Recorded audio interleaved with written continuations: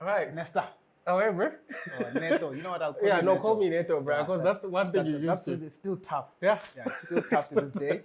I see. Sure. We're at your workplace. Yeah. And wanna try some stuff and learn more. Also. Sure. But I'm gonna hand it over to you, where you tell us, about the place. Yeah. So what I would say about the place is that it was established in 2017. It's a very small winery, but the wines, we started making them here in Joburg about 7 years ago, if I'm not mistaken. And then we decided to move to Cape Town because the climate allows the wine to be made as they should. So we moved there, and hence the name, Late Bloomer. So our winemaker, the term Late Bloomer, I think it's self-explanatory. Yeah, Late Bloomer. Yeah, but then the story behind it is that the winemaker started making wine in his 50s. Oh. In a garage in Joburg. Yeah, so that's where it started. And then the owner, he's my boss's. Let me put it this way. So our winery at the moment is owned by 4 guys. Okay. The Late Bloomer brand. There are 4 shareholders, which I'm fighting to get my shares in as well, because based on the fact that I handle all their marketing. Before you knew it, we were selling, we're selling it to friends and family. And then I took over the social media marketing and everything became commercial.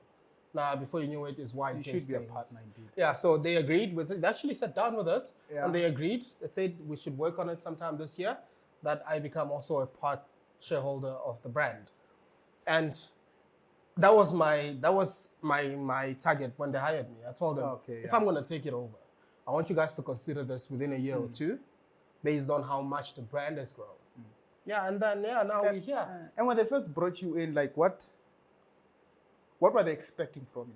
What they expected me to do their photography, their marketing, basically. Oh, you are marketing. Yeah, so they expected me to do their digital marketing, their Facebook, social media, online, shooting content, and all of that stuff. But then, for me, because you can't really put your hand in one cookie jar, so I decided, I'm like, how about I also sell the wine? So I decided to learn. And then I did my diploma into becoming a sommelier, which is a wine steward, somebody who knows what wine is wine by smelling it, somebody who knows what wine is good wine by tasting it, someone who knows what is good wine by lifting a bottle and turning it and looking at the color of the wine and telling you this is crap wine or this is good wine. And I think we should also get into that, because I want to know.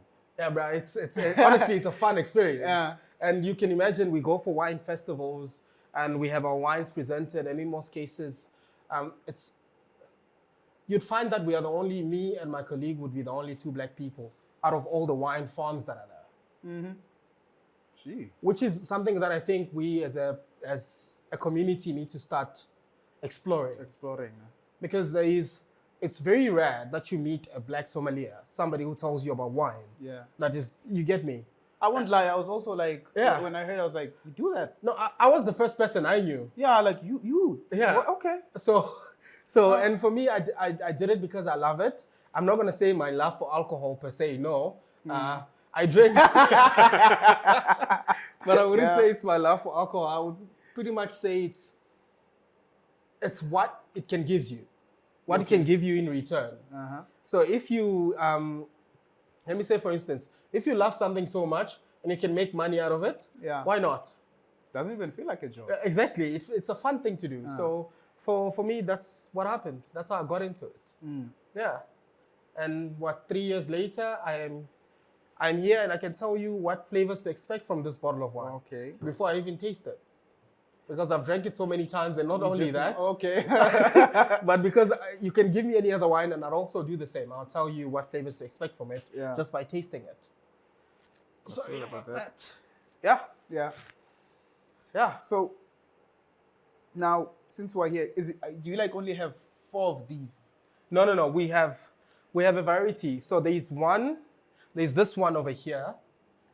I'm just gonna bring this in display. There's this one over here that sold out so quick that we didn't have enough time to make new one, and we couldn't make a new one and have it fall short of this one's taste.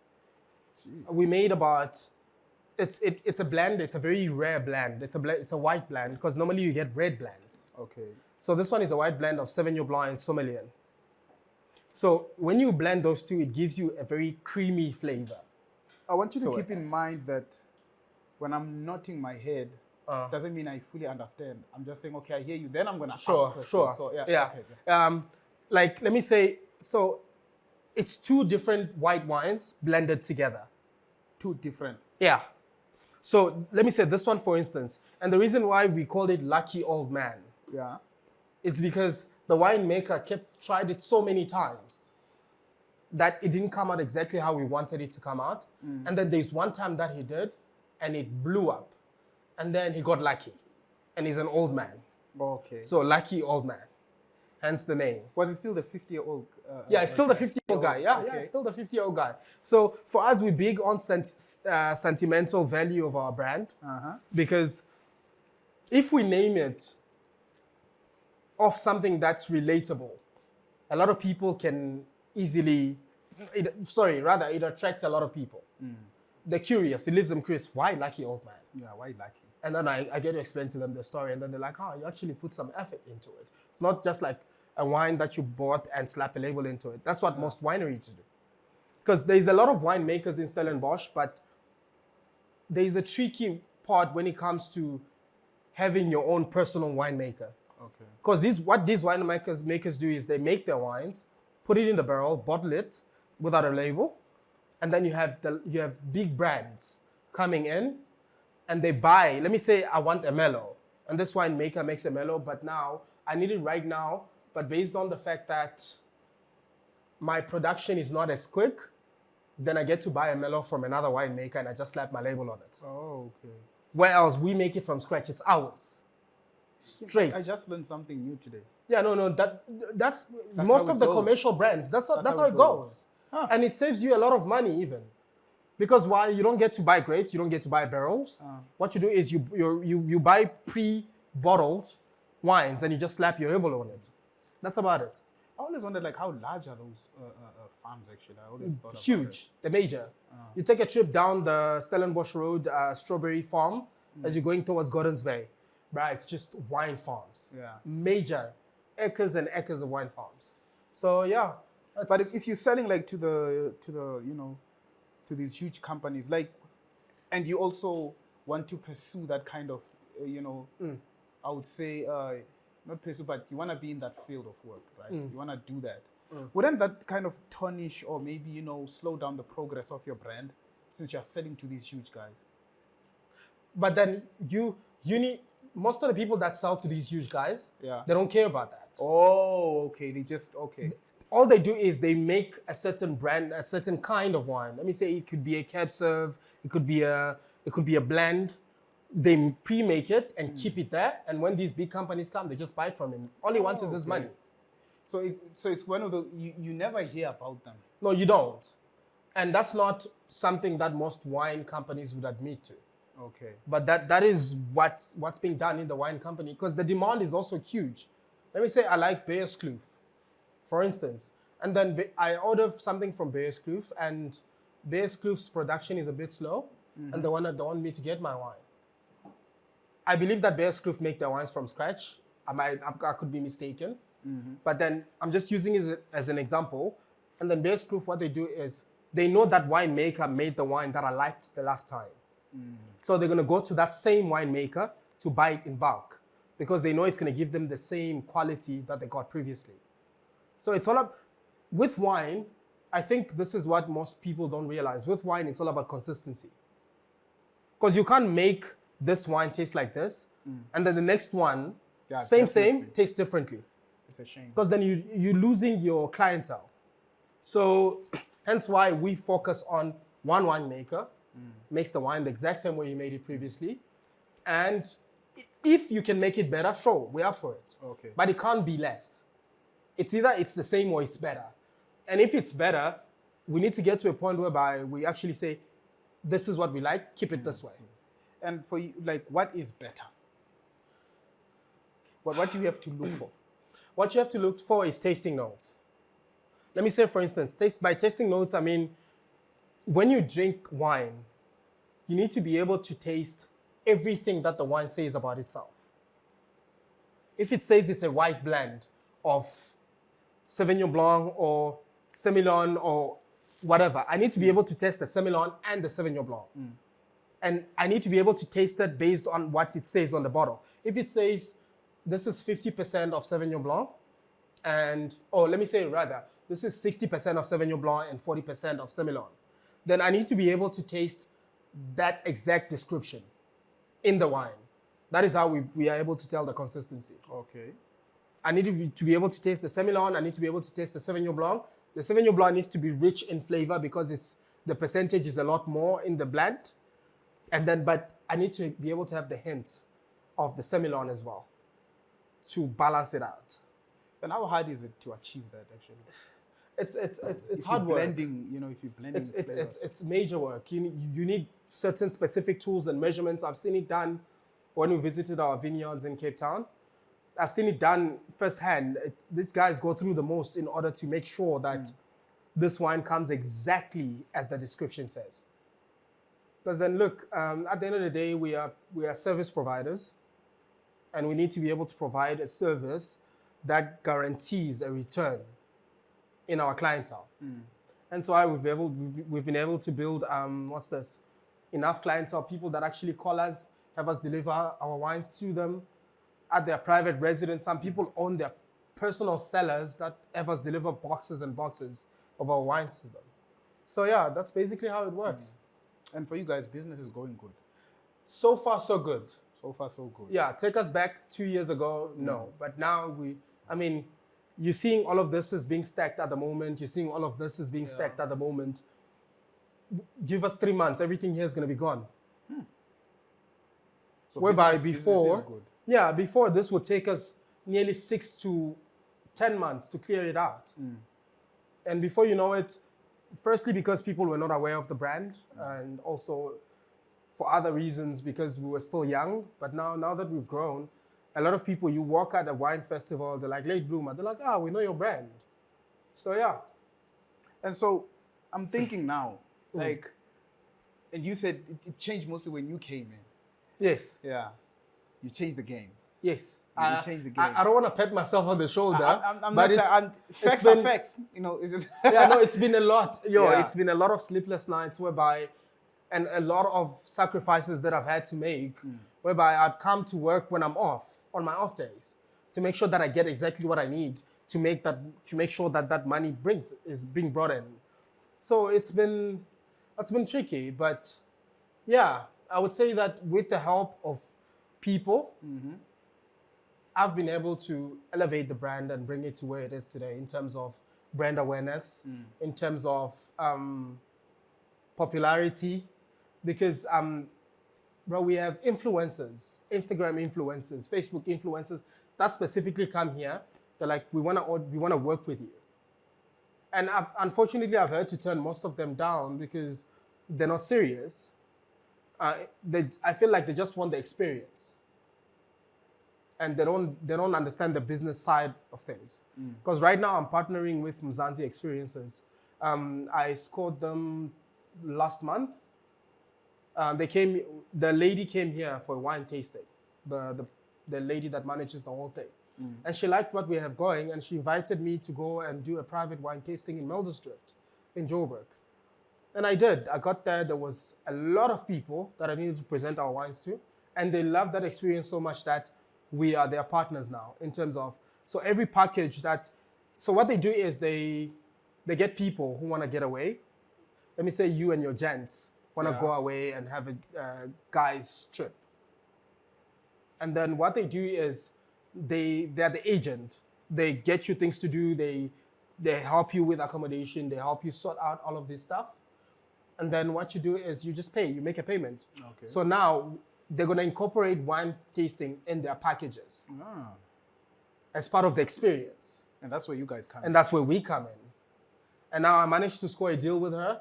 we came to an agreement that I'm not going to charge you this much. I just want my production fee, and then we can keep on working together. We get the publicity, we do this, and now our pages have been growing. Our social media. So basically, pages. there's no stopping you. No. There's definitely no. Honestly, I love doing this. This is what I love. You incorporate the fact that I love marketing in terms of content creating and wine. Yeah, and wine. What more could you ask for? I mean, it's the best of both worlds. Both worlds, yeah. What more could you ask for? So yeah, no, I'm happy. And when it came to, especially with the wine stuff, did you always love it, or was it no that you no? As soon as you entered, I hated wine. Okay. No. Honestly, I not that I hated wine per se, but it was never something that I would order when I go out, or it was never something that I would order when I walk in a bottle store. Yeah. No. And then I met this friend of mine who was a red wine drinker. This guy fed us so much red wine. You know the time when you want a quick charge? Let me say you need to make a speech or something, you just want a quick charge. This guy, all he had was wine. They're like, screw it, just give me the wine. Yeah. And then you drink it, gulp it down, and eventually, the thing about wine is your palate. Your palate is your taste buds. You need to get your taste buds to get used to wine. Yeah. Trust me, the first 2 times you drink wine, you're not going to like it, especially if you're not a wine person. It could be the 5th time or even the 6th time. Then it starts being... And then the more you drink it, the more you like it, and the more you enjoy it. And then you realize that wine is actually not for drunkards. It's for people that enjoy drinking. And mostly at home. Because like me, like for instance, I get home on most hectic days. I need to get home and pour myself a glass of wine while I finish off whatever work I still have on my laptop. And then I'm drinking a glass of wine and working. So it's like the sophisticated version of drinking. Okay. So the luxurious just version. One glass only, just one glass. No, it could be a whole bottle. You never know. It all depends. Yeah, it all depends. It all depends on how long your day was. Okay. Yeah. So yeah, no, that's about it. That's about it. And it charges you. I think most of them do. Yeah. The right way. Yeah. No, look, you can't want something good and not want to pay for it. Yeah. So if you want quality wine, like for me, I can't drink crap wine anymore. Yeah. Like, I don't want to name them on the podcast, but but we all know the crap wines. They are out there. They are out there. We know them. But for me, you give me a glass of those, I'm going to tell you, no, I would rather not drink. You know what I'll do? I'll ask you in secret. Once we're done here, I have to ask you, okay, man, can you list, at least I know. I'll pretend like, you know what, I know this stuff. Yeah. I'll pretend like, I know this stuff. After I got introduced to proper wine, even whenever we go for wine festivals, I get to taste because we have a break in between whereby all the wine farms go around tasting their competition's wines. Is it? Yeah, we're allowed to do that. Must be fun. Yeah, it's a lot of fun. Obviously, you leave there lit, but you know yeah. It's for a good cause. It's for the good cause. No, that's what I wanted to say. Yeah, it's a good cause. Yeah, other than that, no, it's a really fun thing to do because you get the exposure. I learn so much from wine festivals than anything. You know, actually, what I am noticing is that, you know, if you come to a place like this, you know, for the fact that you're actually gonna taste something before you buy it, I mean, it makes a difference. You know, if you go, maybe I'll make an example to a bottle store or something, or whatever it may be, you don't get that. They don't give you a taster. privilege. No. It's a risk. Like, you know what, I'll see. You might not like it. You might not like it, but you know what? You Let's still go. paid for it. Yeah. That's pretty much how it works. Yeah, because now I'm looking at it like, okay, at least I have options. Okay, let me try this one. If it's too heavy for you, you're like, can I have something lighter? Okay, can I? You understand? So we give you the option of choosing if you like wine. Firstly, we give you the option of choosing if you like white wines. Because you get a lot of people that like white wines. They're like, I can't do red. Red is too heavy for me. Okay, so I have a Sauvignon Blanc. Okay. It's a dry white. Do you want to taste it? Sure. Okay, I don't like this one. Okay, cool. I have a mellow rosé. It's a dry rosé. You don't like it? Okay, cool. Let's try another one. Do you like this one? Okay, do you want to buy a bottle of this one? That's what we do. So you don't have to buy something that you don't like because we give you testers before you. Okay. Now let's get into these. Yeah. Let's get into these. You know what? Let's start here. Sure. Let's start with this one. The name. So this one is a Mellow Mary. Mellow Mary. And the reason why we named it Mellow Mary is because of the rhyme. It has a rhyme to it, Mellow Mary. Okay. Yeah. Mellow Mary. But also, the key word for this was the mellow, because the mellow and the rosé. So we needed people to understand that you are drinking a mellow, but you are drinking a rosé, the rosé version of it. So it's very easy drinking. The tasting notes to expect from it is strawberries, watermelon, but depending on how heavy your taste buds are, your palate in this instance, but it's very refreshing. It's a summer drinking wine. It's okay now. You can use the word pellet. I get it. You told me now, so you can stick to that jargon. Sure. Right? It's cool. I've adapted. Sure, yeah, no problem. So, because I also don't want to use too many wine terms. Obviously, I don't want to, like you said, I keep on talking, but you're going to bring these questions up. So I'm making sure that I explain it to you. You don't have to properly. worry about anything, because you know me. I won't be. If I don't know anything, I'll be like, okay, I kind of missed you on this one. What do you mean? Yeah, what do you mean? Yeah. So this one is it's a very refreshing wine. It's an Okay. ideal summer drinking wine. Put it in the fridge. You can even chuck a few ice blocks in the glass and just enjoy it. Oh, is it? So you can throw ice in Yeah, it? you can throw ice in it. Huh. But in most cases, because most people who like enjoying their wines, what they do is they put it in the fridge. That way you don't add water in your wine. That way it's just your pure wine, but it's cold. Yeah, because it's not beer. Yeah, basically. But basically, I've never seen people throw ice in beer, either. You'd be surprised. I have. Serious? Yeah. I've never seen No, it. look, trust me, from a guy that manages a bar. Yeah. Yeah. Beer. And they throw ice Draft in it. beer. Yeah, and they throw ice. in it. That's new. Yeah, it's weird. I've seen 2 people do it in the period of 3 years that I've been working here. Gee. Yeah, weird. Because I also wanted to ask about the ice. It's like, is there some wines or champagne that you just don't add ice in them? Is that a rule, or is it just something?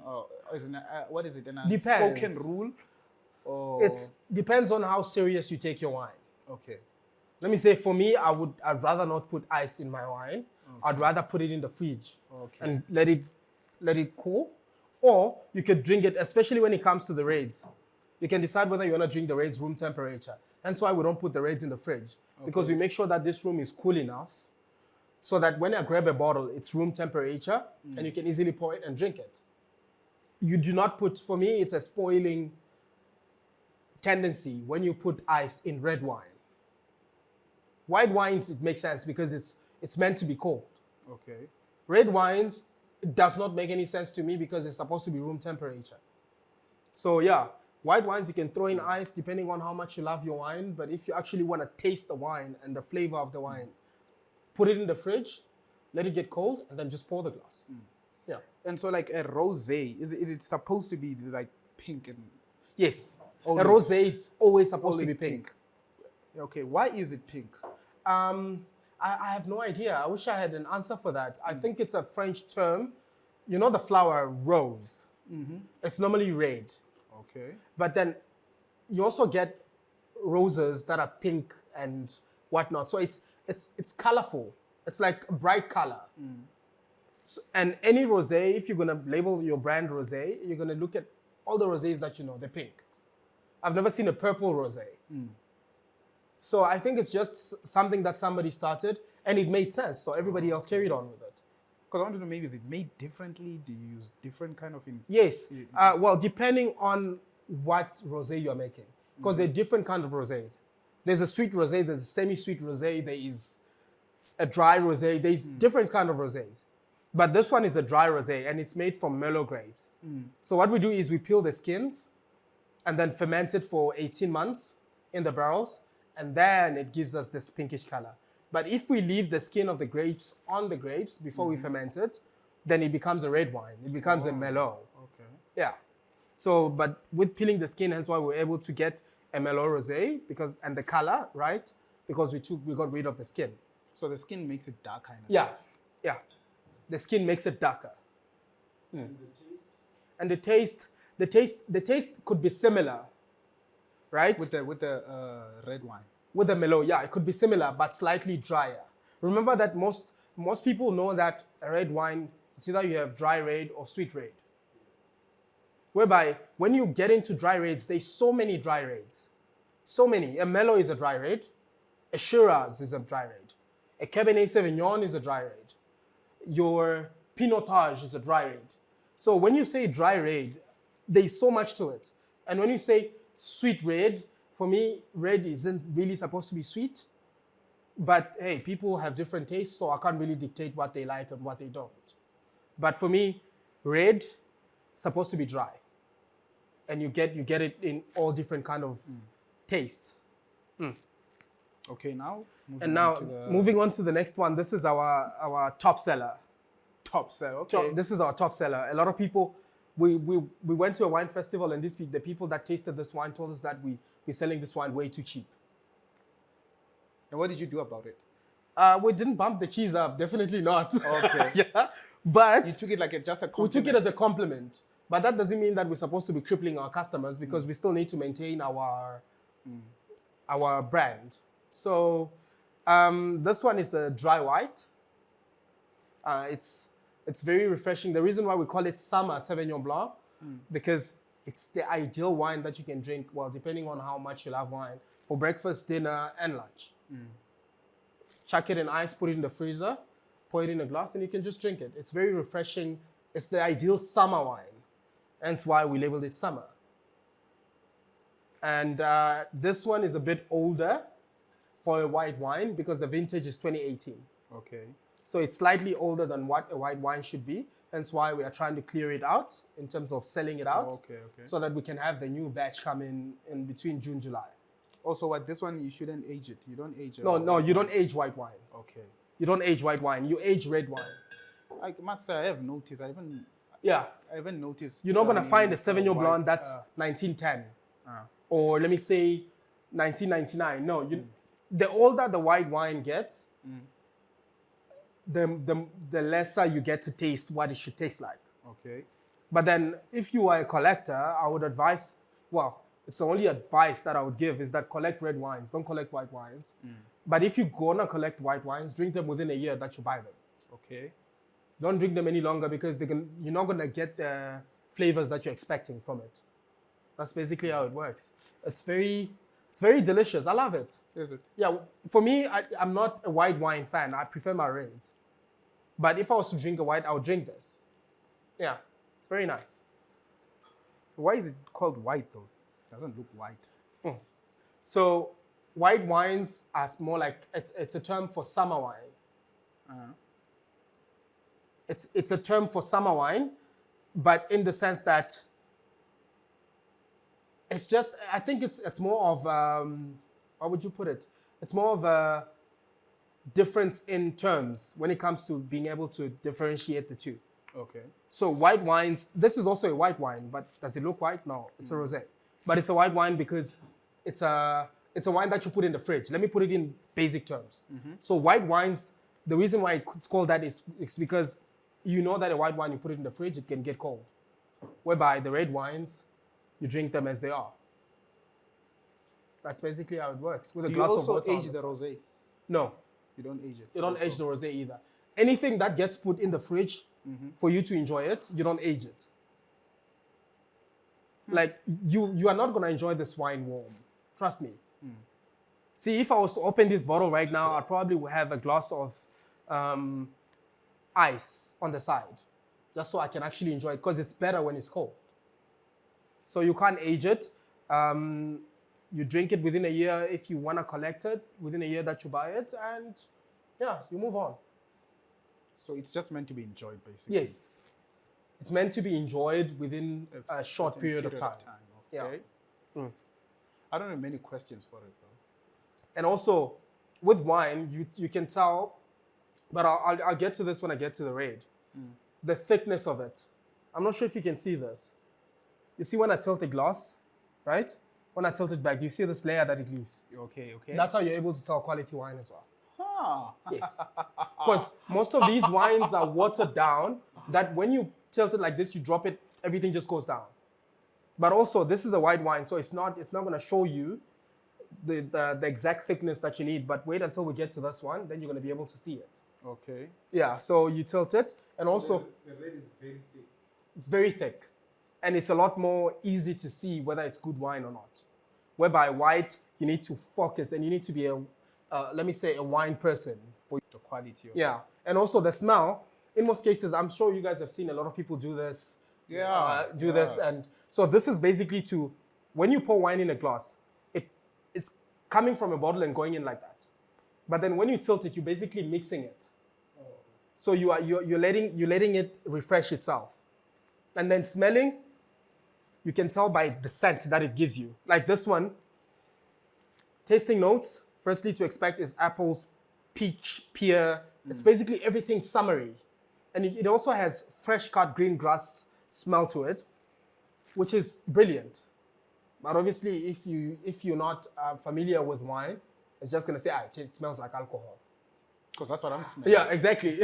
You know. That's but then what I'm smelling. when it's a lot of this is what wine specialists do. When they smell wine, the way I would react to this, I would say it's very heavy on the nose. Which means that the scent of it is very heavy compared to other wines. So it's heavy on the nose, and on the opposite side of the spectrum would be it's very light and easy on the nose. Yeah, those are the two terms that you use when it comes to smelling wine. Like it's very heavy on the nose. What's that smell I'm getting? What's that scent I'm getting? I can smell blackcurrant, or I can smell this and that. So basically, that's how you tell. So basically, for someone like me, I really need some training. Because I just know I'll be just smelling alcohol. Not unless you're planning on making it a profession. But you can also train yourself at home by buying wine. A lot of wine. Buy a lot of No, yeah, you don't have to buy a lot at once, or you can buy it frequently. Let me say your alcohol of choice becomes wine. Oh, Let me say I'm chilling with my girlfriend. Let me buy a bottle of red wine. And then we buy that. Tomorrow I'm chilling with my friends. Let me buy a bottle of red wine. Eventually, over time, you become because I was just used to it. I was thinking, just buy boxes of wine. I'm not saying get drunk, I'm just saying, get drunk. Yeah. No, you can do that too. Because you can keep them with customers who buy wines because they know they're expecting family to come over next week. And the families love wine, so they buy a bunch of it, keep it with them. And then they start the party before the family arrives. So they start drinking, they drink some of it. Maybe they bought, 4 boxes. They drink 1 box within a period of a week.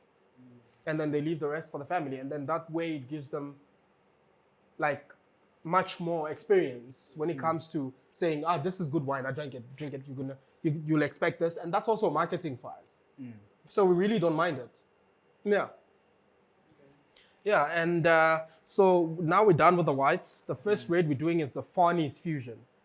I know a lot of people, I get a lot of people that get here, they're like, who's Umfani? Yeah. And then I get to explain to them, Umfani is my boss, the owner's granddad. Okay. He liked a red blend of wine, and he passed away a week before we could make our first harvest. So we'd already started planning making the wine, but he passed away a week, so we decided to name this after him. And it's a red blend. It's a blend of Mellow, Shiraz, and Cape Sauv. I'll pretend like I know what's that. Yeah, so it's 3 different red wines blended together. So your typical reds, when you walk in a bottle store, first thing you see is the Pinotage, is a Mellow. It's a Netherberg as a Baron. That is really good wine. And you also get your red blends, which is a blend of all of those reds that you saw together. Gee. Yeah, and then brings out a different kind of flavor. So basically, when it comes to wine, it looks like you guys are just trying everything. It's experimenting. No. Wine is all about experimenting. And if an experiment works for you, stick to that experiment. Okay. And it's just the thing. That's what we did with this. But this one, we blended it 33.3% of each exactly for it to taste the way it does. So we took 33.3% of Mellow, 33.3% of Shiraz, and 33.3% of Cabernet Sauvignon, and blended it all together, and then it gave us So there was Farnese some Fusion. fairness in that. Lots. That's a fairness. Lots. So it's interesting. So I have a question. Yeah. Okay, so they say wine is good for you, right? Yes. They say it's good for Your health. Yeah, your health and is it your heart? Yeah, it's good for your heart. Yeah. Okay. So there's a thing about mostly having it for dinner Yeah. or after dinner, Mm-hmm. right? Which would you prefer, a red or a white? Depending on your taste buds. For me, that's what I would say. For me, I would rather have a glass of red. Could be during when I'm making a meal. I could be making a meal while I'm having a glass of wine. And then I could also refill my glass when I've dished out. And also, I could take some of that wine and sprinkle it in my food. Yeah, I've seen that. Yeah. So our wines are brilliant when it comes to cooking. Can you ever be obsessed with wine? Yes, I think I am. Because I even have a wine rack at home. I collect wine. Huh. So I have a wine rack that I basically like, because for instance, let's say we have a function here and the person that was having the function liked our service so much and he brought in his own wine, which we charged him for the corkage. Okay. And it's a wine that I've never seen before. And then for him to thank me, he's like, thank you very much for your service. Can you please grab this for yourself? I don't drink that. Take it home, put it on my wine rack, and leave it there for years. And collect it. Well, for years or rainy days. You know, you never know. You just never know. Yeah. Depends on how often the rainy days come. Exactly. Exactly. Yeah. You could kill the whole wine rack. You know, within a week. Yeah. So that's all it depends on. Like, I'm very obsessed with wine. You take me 4 years back, I would tell you that I don't really, but now I love it. I love it. It's something that I love drinking. It's something that I love selling. It's something that I love explaining about. And you said it's also good for cooking. You said Yeah. you cook with it. So- like what kind of meals? Yeah, that is actually a very good question. When it comes to white wines, you use them for only white meat. I think this is pretty basic. In terms of when somebody mentions it to you, you're gonna be like, oh, yeah. So the white wines are for white meat. The red wines are for red meat. That's where the oil comes in. Your red meat, your beef, your steak, your lamb, your oxtail, your everything, red wine. White meat, chicken, fish. I'm not very familiar with white meat, so I don't know chicken and fish. I want to say pork, but I don't. Yeah, I also don't think pork is white meat. Is it? What does it fall under? I have no idea. Or is it just I actually pork? should Google that. I think you should. I think I should Google that. Yeah, but it's basic. It's white wines for your white meat Yeah. and red wines for your red meat. You know that if I think about it, I'll start paying attention, especially when you're watching, movies and stuff. I think you should pay attention, or the cooking shows or something. It's the basic things that matter. It's the simplest details. Like for me, if I marinate my meat with red wine, let me say I'm about to have a braai with a couple of friends. Yeah. I take this much of wine Yeah. and I marinate it in, let me say, 2 kg beef, and I let it sit. It simmers, it sucks in the wines and the flavors, and then by the time I put it on the braai stand, it's brilliant. You'll just taste it. You can just taste it, and it's not gonna be like, oh, the meat is gonna get me drunk, or no. A lot of people have that misconception, like, but I don't drink, so why am I eating food that has alcohol in it? That's not what it's all about. It's about the flavors, because the minute you start cooking it, it gets rid of the percentage of alcohol that was in the wine to begin with. Okay. Yeah, because you get your beer buttered fish, whereby people actually use beer as and they mix it with butter, and then they sprinkle that butter on top of the fish. You get that.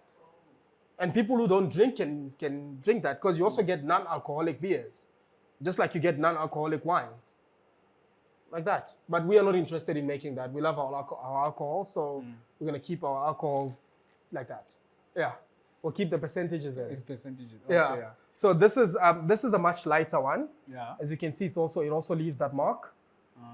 Okay. See? Yeah, this is a much lighter one.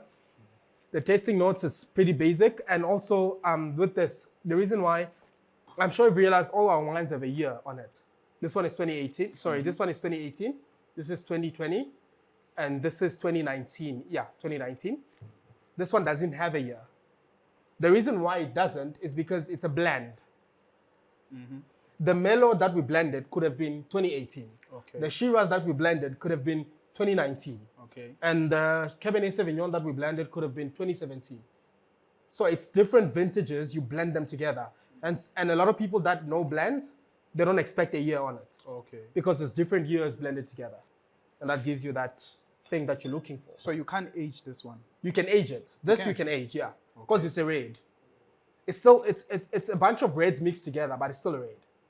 But how do you know? Because you don't even know the age when it was made. So how Yeah, would but age then it? you start aging it based on when you bought it. Okay. Yeah, and bear in mind that even when you bought it, it had been aging already. So you just tell them that I bought this in 2019. Let me say I bought this in 2007, and I still have it. It's brilliant. If I open it now, it's gonna blow my mind. That's basically how red wines work. I have more of a suggestion. Right? Sure. What if you could, like, since it's different, it's a blend of different wines. On the label, write the ages of the different wines. Because that now differentiates the bottle of wine. Because remember, it's one bottle, and we want to sell it as a whole. If I put the Mellow is for 2019, I can do that for information's sake at the back. That's what I'm saying. Yeah. We can do that at the back here. Yeah. But then for most people, based on my experience and what I've seen with most blends, they don't put any vintage here. Yeah. So when we started making our wines, we just carried on with the pattern because we don't want to confuse the market by labeling the Mellow is from 2019. And it's too much info. The alcohol board gives you a certain amount of words to describe your wine. And that is information that you could use and you could not use. So we choose not to use it, like most wine companies. This is a typical blend. You get it in all the other brands. Your Netterbag, your Beerskloof, they all have a blend of Merlot, Shiraz, and Cab Sauv. It's just the blending process that's different. But it's exactly the same. And that's his face. Yeah, that's his face. That's Funny. Okay. Yeah, that's his face. But we're planning on rebranding everything. Within a year or two, these bottles are not going to look like this. They're going to look a lot more bougier. Okay. Because now we can actually afford to rebrand it. Okay. Yeah, because making wines is very expensive. We buy tons and tons of grapes. 2 weeks ago, we bought grapes worth 50K. Sure. For one type of wine, and that's for 1,000 bottles. And that's not including the what do you call it, the labor, you understand? That's just for the grapes.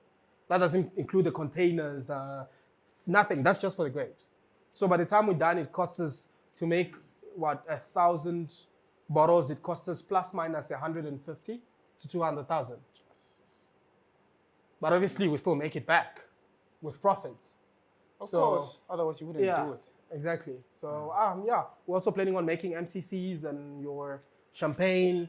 Very soon, we're going to make an orange wine, first of its kind. I'm curious about that. Yeah, I know. I can't wait for it either. I am curious about Yeah, it's currently in the barrels. We're waiting for it to be ready, and then we're going to bottle it and send it down. Okay. Yeah. So you don't make champagnes? Not yet. Okay. Not yet. Within a year or two, we're going to start making it. There's a wine that we used to make called Candy Floss. It's very fizzy.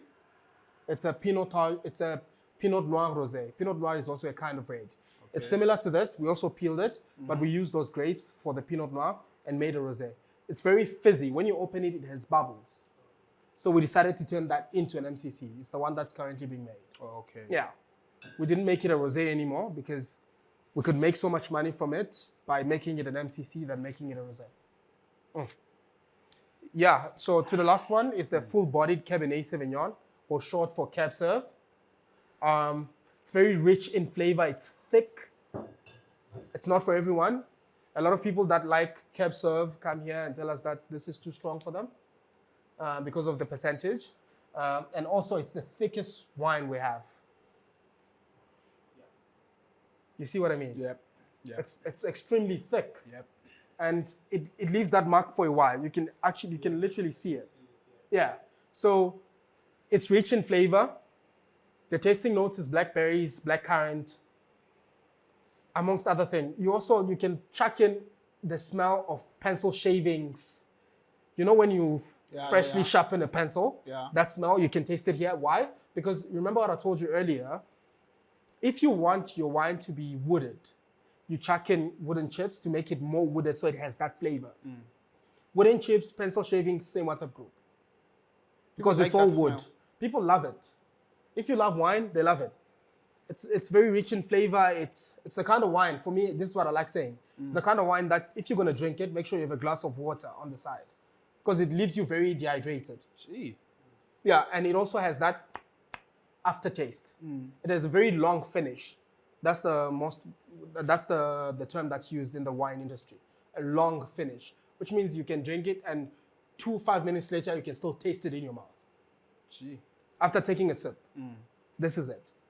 It's also one of our best sellers. Actually, no, screw that. All of our wines are best sellers, but the top ones are 1, 2. Okay. These 2. So that's basically what we do. Yeah. So people love strong wine. Yeah. People love rich in flavor wine. Rich. Yeah. Just like it's like coffee. Yes. The richer it is, the more people love it. Especially if you're a coffee lover. If you don't know anything about coffee, then it's a different story. I guess I'm that guy. Yeah.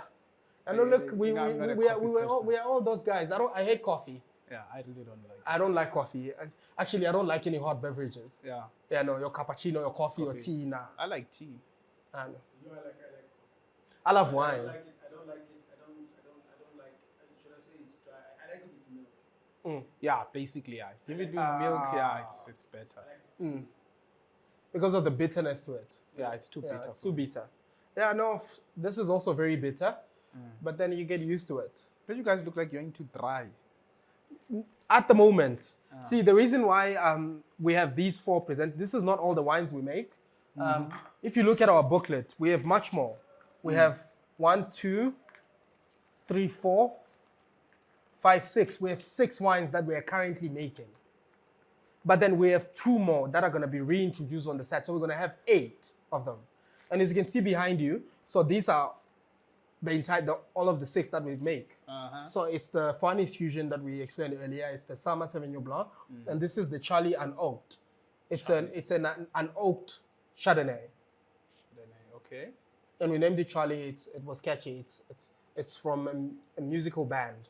We named it after that, and then that's the Mellow Rosé, and that's the full-bodied Cab Sauv. So, and this is the 6th one. So these are the 6 wines that we're currently making. These 2 These didn't 2 make it here. didn't make it here. No, these 2 didn't make it here. But in additional for these 2, we have 2 more that are coming. Okay. Yeah, so we're gonna have 8 kinds of wines, and then if you add an MCC, that's gonna be 9. And then before you know it, if you add the orange wine as well, that's gonna be 10. Oh, that orange. So it's gonna be.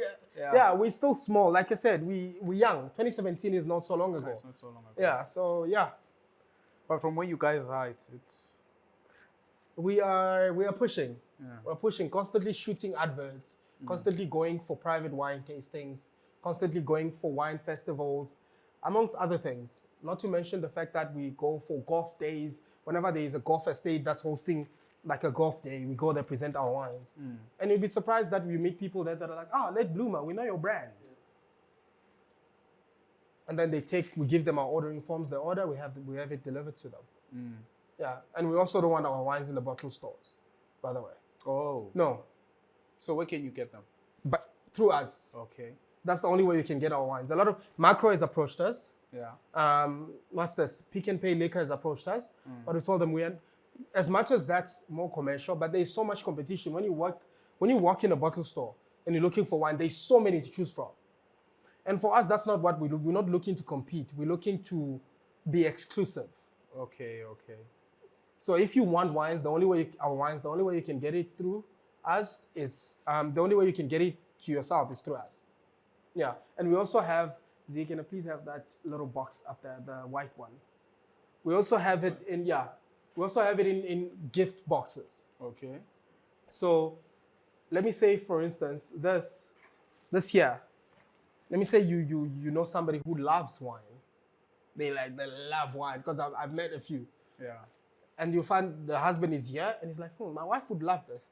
I would like to gift them this on Valentine's Day. And they buy these 2 bottles and have them packaged like this. You can easily get there. Proper, man. Yeah. So we take pleasure in branding, Yeah.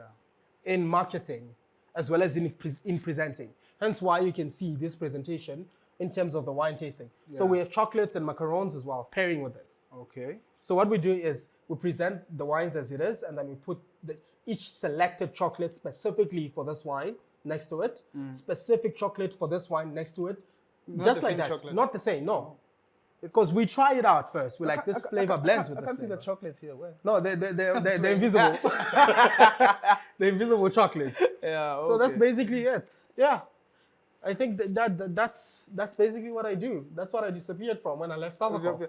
Man, you've been on some stuff.